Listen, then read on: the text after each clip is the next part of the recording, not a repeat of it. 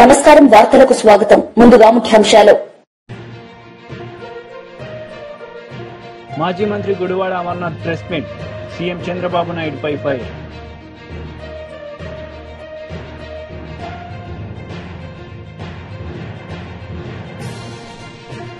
మాజీ విద్యాశాఖ మంత్రి Sabitha Indra Reddy press meet CM Revanth రెడ్డిపై ఫైర్ మాజీ విద్యాశాఖ మంత్రి సబితా ఇంద్రారెడ్డి మీడియా సమావేశం నిర్వహించారు. ఈ సందర్భంగా సీఎం రేవంత్ రెడ్డిపై ఆమె మండిపడ్డారు. హక్కును కూడా ఈరోజు యూనివర్సిటీలలో రాష్ట్రానికి ఉన్న హక్కును కూడా ఈరోజు హరించే విధంగా కేంద్ర ప్రభుత్వం ఆధ్వర్యంలో పనిచేస్తున్న యూజీసీ ఈరోజు ప్రపోజల్ ప్రిపేర్ చేయడం జరిగింది. ఈ రాష్ట్రంలో ఇప్పటికున్న యూనివర్సిటీలకు ఉన్న వీసీలను అపాయింట్ చేసే అధికారం రాష్ట్ర ప్రభుత్వం ద్వారా గవర్నర్కి ప్రపోజల్ పంపిస్తూ చేసేవాళ్ళం. ఇప్పటికే అంతంత అధికారాలు యూనివర్సిటీలలో ఉన్న రాష్ట్ర ప్రభుత్వానికి అంతంత అధికారాలు ఉన్న సందర్భంలో బీసీలను అపాయింట్ చేసే అధికారాన్ని కూడా రాష్ట్ర ప్రభుత్వం నుండి హరించేస్తూ యూజీసీ ప్రపోజల్ పెట్టున్నారు. మరి రాష్ట్రంలో ఉన్న ప్రభుత్వం ఇప్పటికీ కనీసం ఇది అబ్జర్వ్ చేసిందా, అసలు ఈ ఆలోచన చేసిందా, అసలు స్టడీ చేసిందా, అసలు రాష్ట్ర ప్రభుత్వం స్టాండ్ ఏంటో కూడా అర్థం కాని పరిస్థితులలో ఇంకొక 5 రోజులలో మీ నిర్ణయం ఏంటో చెప్పండి అని చెప్తున్న సందర్భంలో ఈ ప్రభుత్వానికి ఉలుకు పలుకు అనేది లేకుండా పోయింది. దాన్ని దృష్టిలో పెట్టుకొని మా గౌరవ అధ్యక్షులు కేసీఆర్ గారు కానీ, మా కేటీఆర్ గారు కానీ, వర్కింగ్ ప్రెసిడెంట్ గారు అసలు జరుగుతున్నది ఏంటి, రాష్ట్రంలో యూనివర్సిటీస్ల మీద ఉన్న కనీసం అక్కడున్న అధికారాన్ని కూడా రాష్ట్ర ప్రభుత్వం కోల్పోతుంది. పెత్తనం ఒకటిది, అధికారం ఒకటిది అన్నట్టు అయిపోతుంది. కాబట్టి ఖచ్చితంగా దాన్ని స్టడీ చేయండి అని ఇక్కడున్న వేదిక మీద ఉన్న అందరినీ కూడా గౌరవ ఎక్స్ ఎంపీ గారు వినోద్ కుమార్ గారితో పాటు గౌరవ పెద్దలందరినీ కూడా కలిసి స్టడీ చేయండి, మా విద్యార్థి నాయకులందరూ కూడా కలిసి స్టడీ చేయండి అన్నప్పుడు టోటల్గా వాళ్ళు ఇచ్చిన డ్రాఫ్ట్ స్టడీ చేయడం జరిగింది. చేసినప్పుడు కనీసం వీసీలను అపాయింట్ చేసే అధికారాన్ని కూడా ఈరోజు హరించేస్తున్న సందర్భంలో రాష్ట్ర ప్రభుత్వం స్టాండ్ ఏందనేది అర్థం కాని పరిస్థితులలో దీన్ని మేము పార్టీ తరఫున కూడా సంపూర్ణంగా వ్యతిరేకిస్తున్నాం అనే దాన్ని యూజీసీకి పంపించడానికి అనేది ప్రిపేర్ చేయడం జరిగింది. ఇప్పటికైనా రాష్ట్ర ప్రభుత్వంలో ఉన్న పెద్దలు, ఎందుకంటే గౌరవ ముఖ్యమంత్రి గారే నేనే విద్యాశాఖ మంత్రి అని చెప్తా ఉన్నారు. మరి విద్యాశాఖలో ఉన్నత విద్యలో ఈ రాష్ట్రంలో కేసీఆర్ గారు తీసుకున్న నిర్ణయాలతోని ఉన్నత విద్యలో గ్రాస్ ఎన్రోల్మెంట్ రేషియో ఏ విధంగా పెరిగింది అనేది చాలాసార్లు మనం డిస్కస్ చేసుకున్నాం. రాష్ట్ర ప్రభుత్వం వేస్తున్న ఒక్కొక్క స్టెప్ ద్వారానే ఈరోజు యూనివర్సిటీలలో గ్రాస్ ఎన్రోల్మెంట్ రేషియో పెరిగింది అనేది మనందరికీ తెలుసు. అలాంటి సందర్భంలో మళ్ళీ నిర్వీర్యం చేసే దిశగా మొత్తం అధికారాన్ని కూడా వాళ్ళు తీసుకునే విధంగా ఈరోజు ఒక్కొక్క అడుగు వేస్తున్న సందర్భంలో భవిష్యత్తులో ఇది చాలా ప్రమాదకరంగా మారే అవకాశం ఉంది. ఖచ్చితంగా నేతాజీ సుభాష్ చంద్రబోస్ జయంతి వేడుకలు బీజేపీ పార్టీ నాయకులు ఘనంగా నిర్వహించుకున్నారు. ఈ సందర్భంగా వారు మాట్లాడారు. చేసే సమయంలో ఈ వీరుడు ప్రపంచాన్ని ఎదిరించి జయించి ఈ దేశం నుంచి కుట్రలు కుతంత్రాలు చేసిన భారతీయ నాయకులు, స్వంత పార్టీలో నాయకులు, దేశానికి స్వాతంత్రం తెచ్చినామని ఫోటోలు పెట్టుకున్న ఈరోజు చరిత్రలో ఉన్న నాయకులు వాళ్ళ పన్నాగాలు, వాళ్ళ కుట్రలను ఛేదించుకొని కలకత్తా నుంచి బయలుదేరి దేశ విదేశాలు తిరుగుతూ ఆ రోజుల్లోనే ఎటువంటి రవాణా సౌకర్యం లేని టైంలో జర్మనీ కావచ్చు, మాస్కో కావచ్చు, అంటే ఊహించండి ఆ ప్రపంచ వీరుడి చరిత్ర, అతని ఘనత, అతని ధైర్యం, అతని రక్తంతో స్వేదంతో ఆజాద్ హిందూ ఫౌజ్ అనేది సింగపూర్ దేశంలో మొదటి స్వతంత్ర భారత దేశాన్ని ప్రకటించిన ఒక మగధీరుడు, ఒక వీరాది వీరుడు, ఈ జాతికి ఈ దేశానికి ఎప్పటికీ స్ఫూర్తి నింపిన నాయకుడి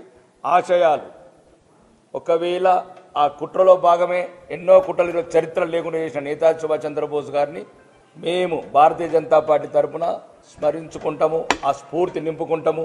ఈ దేశ యువతకు అతను చేసిన త్యాగాలు, అతను చేసిన గొప్ప పనులు ఇవన్నీ చరిత్రలో మేము మళ్ళీ చరిత్రలో లిఖించి ఈ భవిష్యత్ భారతావనికి, యువ భారతానికి పాఠాలుగా బోధించి ఆ నాయకుడి, ఆ వీరుడి ధైర్య సాహసాలు స్ఫూర్తి నింపుతామని ఈ సందర్భంగా టీడీపీ లీడర్ వర్లరామయ్య మీడియా సమావేశం నిర్వహించారు. ఈ సందర్భంగా జగన్ పై మండిపడ్డారు. సర్వతోముఖాభివృద్ధి చెందే రీతిలో పరిశ్రమలు తీసుకురావాలి. రాష్ట్రానికి వేలాది మంది నిరుద్యోగులకు ఉద్యోగ కల్పన జరగాలి.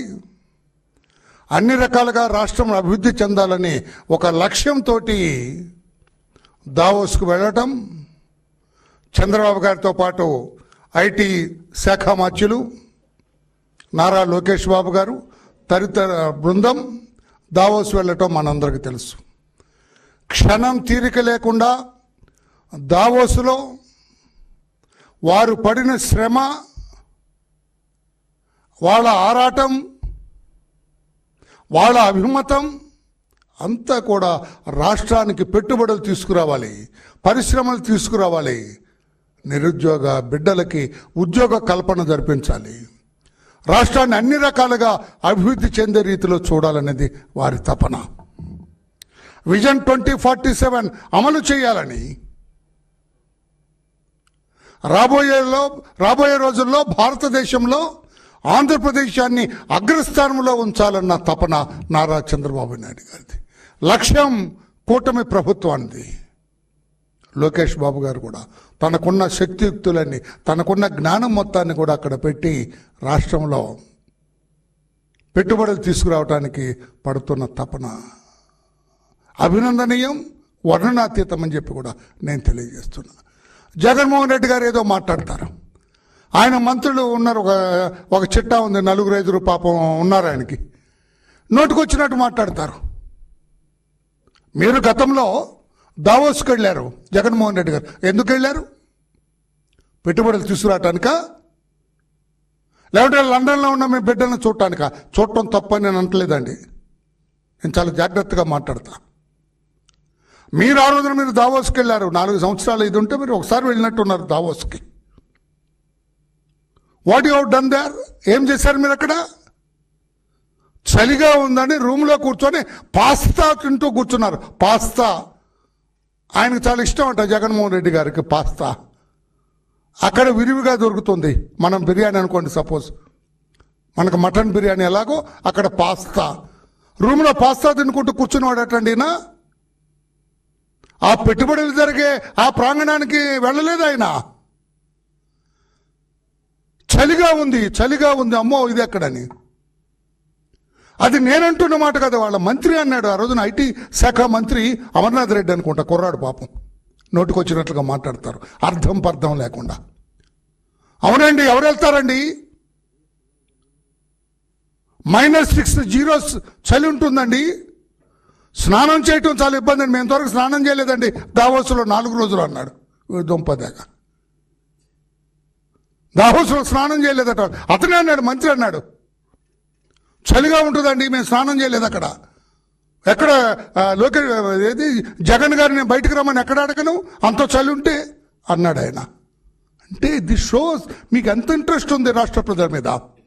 రాష్ట్రాన్ని అభివృద్ధి పథంలో నడిపించాలన్న ఆలోచన ఎంతటిది మీది అని చెప్పి నేను అడుగుతూ ఉన్నా. ఈ రోజున -6 degrees ఉంది అక్కడ. చలిలో వణుకుతూ కూడా ఆ వయసులో చంద్రబాబు నాయుడు గారు క్షణం తీరిక లేకుండా పెట్టుబడులు రండి అని చెప్పి పెట్టుబడిదారులకి ఆయన మాట్లాడటం, ఎక్కే గడప దిగే గడప. ఆయన కలవటానికి ఎంతమంది పెట్టుబడిదారులు పరుగులు తీశారు. Bill Gates, I'm very happy to see you mister CBN ji అన్నారు ఆయన. మిమ్మల్ని ఎవరు అన్నారా? జగన్ గారు మీరు వస్తే దూరంగా వెళ్ళారు, ఎక్కడ కమిషన్లు కొడతారోనని. నిజం కాదా? చంద్రబాబు నాయుడు గారికి స్వాగతం పలికారు ప్రతి టెంట్లో కూడా. మేము వస్తాం, పెట్టుబడులు పెడతామని స్వాగతించారు చంద్రబాబు నాయుడు గారిని. అది చంద్రబాబు నాయుడు గారికి మీకు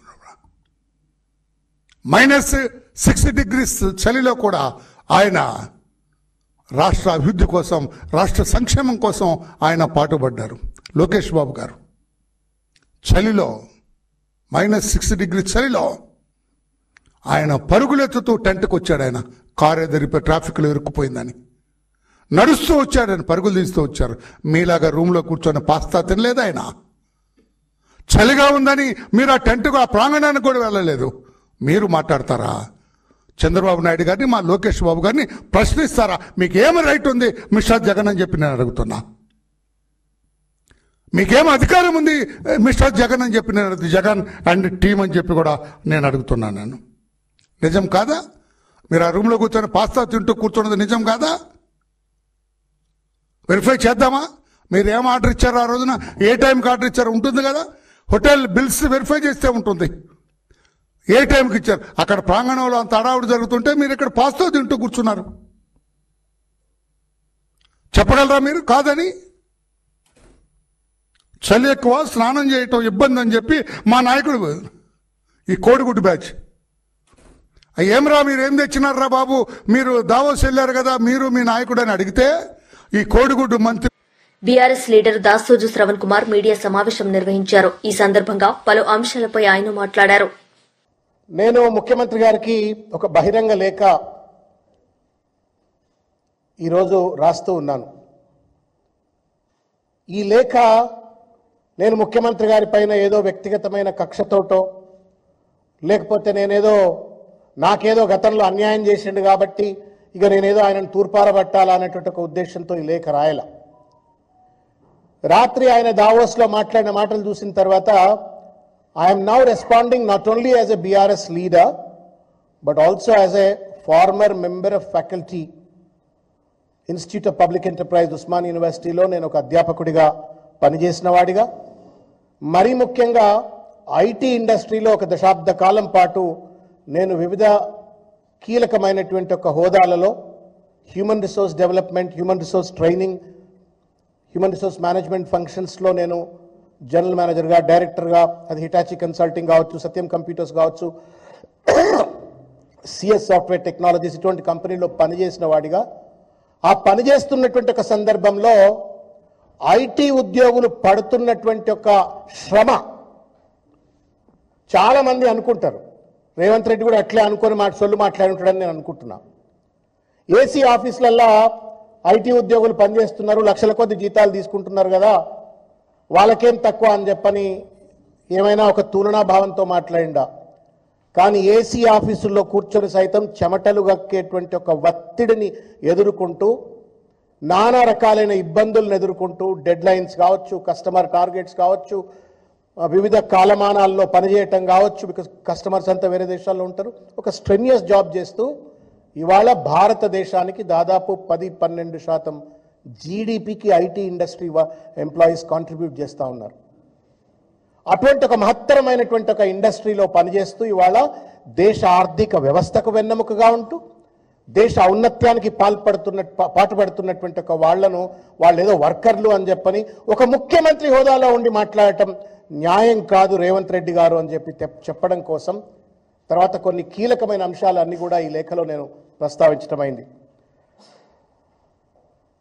తెలుగులో సామెత ఉన్నది, దయచేసి నేను తెలంగాణ నా సోదరులకు సోదరిమణులకు నేను విజ్ఞప్తి చేస్తున్నా.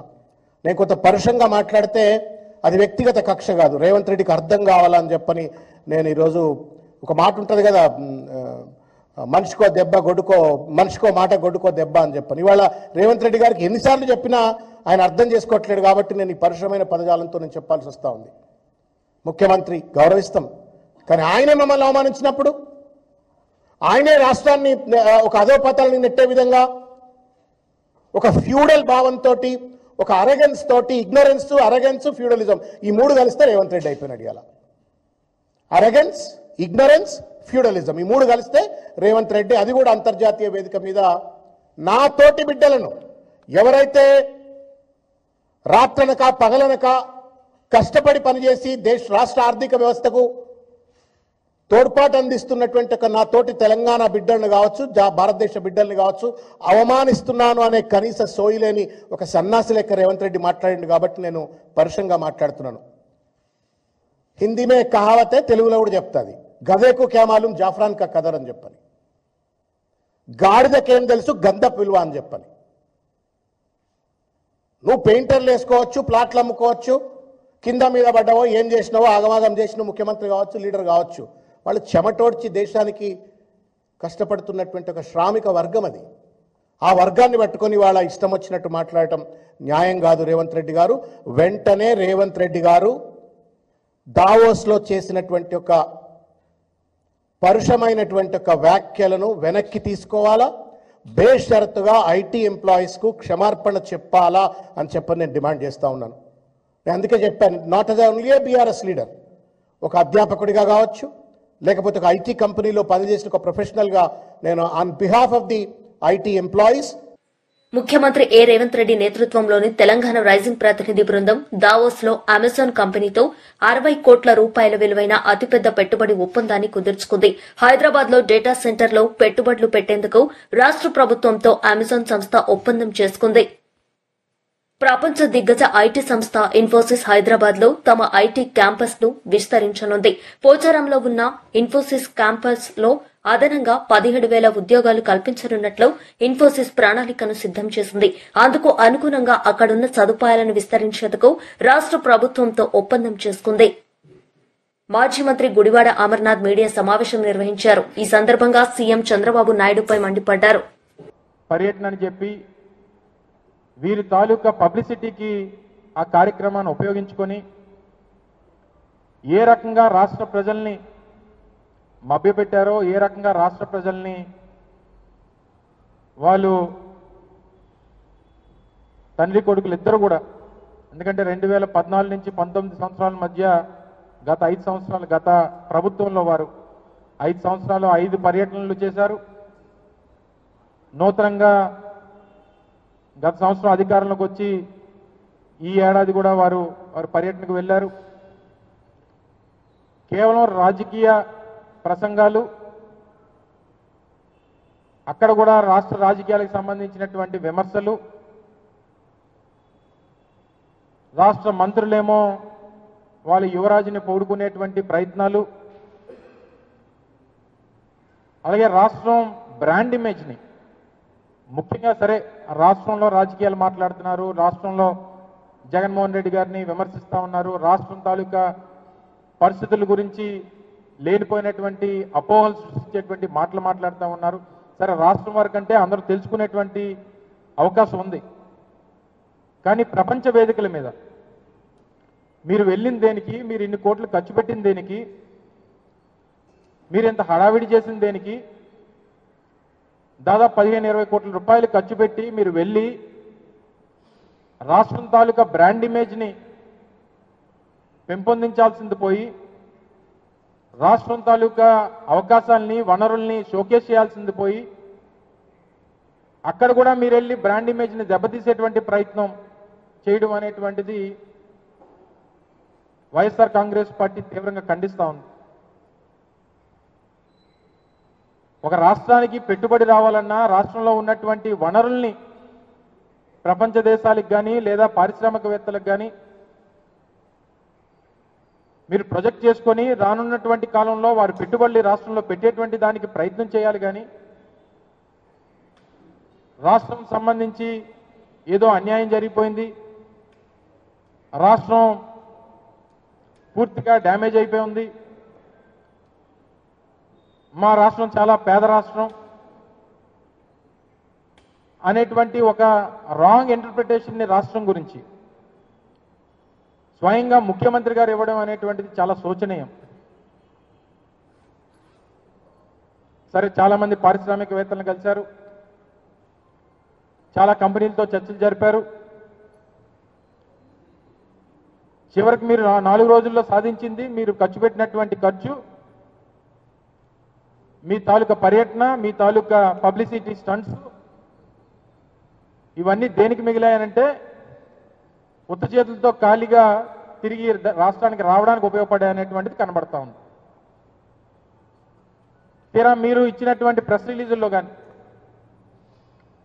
ముఖ్యమంత్రి గారి తాలూకా ట్విట్టర్లో కానీ, లేదా పత్రికా ప్రకటనలో కానీ చివరికి ఏంటయ్యా అనంటే ముఖ్యమంత్రి గారు ఎవరితోనైతే చర్చించామో కొంతమంది ఆలోచిస్తాం, కొంతమంది ఏమో చర్చిస్తాం, కొంతమంది ఏమో చూస్తాం.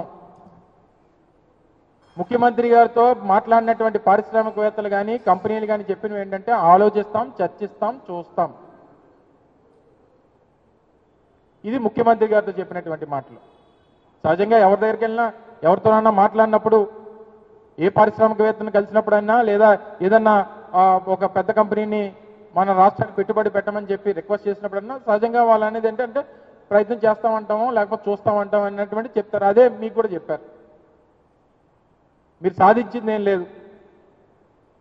తీరా మీరు మీ తాలూకా యువరాజు అక్కడ కూడా వెళ్ళి ఆయన ముఖ్యమంత్రి అయిపోవాలి, ప్రధానమంత్రి అయిపోవాలి, ఉప ముఖ్యమంత్రి అయిపోవాలి, అక్కడ కూడా అవే ప్రసంగాలు.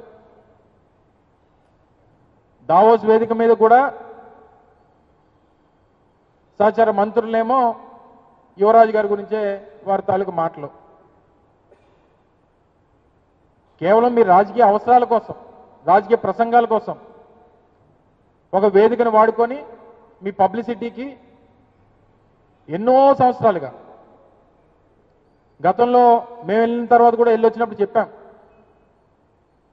చాలా మందితో చర్చించాం, 3-4 ఎంఓయూలు చేసుకున్నాం, తర్వాత జరిగినటువంటి ఎంఓయూల్ని గ్రౌండ్ చేశాం, ప్రాజెక్టులు నడుస్తూ ఉన్నాయి. తీరా మీరు చేసింది నిన్న వెళ్ళి చేసింది ఏంటంటే జేఎస్డబ్ల్యూ జిందాల్ వారు రాష్ట్రంలో పెట్టాల్సినటువంటి 3.5 లక్షల కోట్ల రూపాయల పెట్టుబడుల్ని మీరు పెట్టకుండా వాళ్ళు తగిలేశారు బయటికి. ఆ పెట్టుబడి అంతా కూడా ఈరోజు మహారాష్ట్రకు పోయింది. లేనిపోయినటువంటి తప్పుడు ప్రచారం మా మీద చేసి, మా ప్రభుత్వం మీద ఆరోపణ చేసి ఈరోజు 3.5 లక్షల కోట్ల రూపాయలు రాష్ట్రానికి రావాల్సినటువంటి పెట్టుబడుల్ని మీరు తరిమేశారు మొన్న జరిగినటువంటి సదస్సుల ద్వారా. కేవలం రాజకీయపరమైనటువంటి కక్షతో, కేవలం గత ప్రభుత్వంలో వారు పెట్టుబడులు ఈ రాష్ట్రంలో పెడతామన్నారనేటువంటి ఉద్దేశంతో రాష్ట్రానికి మీరు అన్యాయం చేసినటువంటి సందర్భాన్ని ఈరోజు మీ ద్వారా ప్రజలకు తెలియజేస్తా ఉన్నాం. పోనీ అదేం పొల్యూటింగ్ ఇండస్ట్రీ కాదు. వార్తలు ముగించే ముందు ముఖ్యాంశాలు మరోసారి. మాజీ మంత్రి Gudivada Amarnath press meet, CM Chandrababu నాయుడుపై ఫైర్.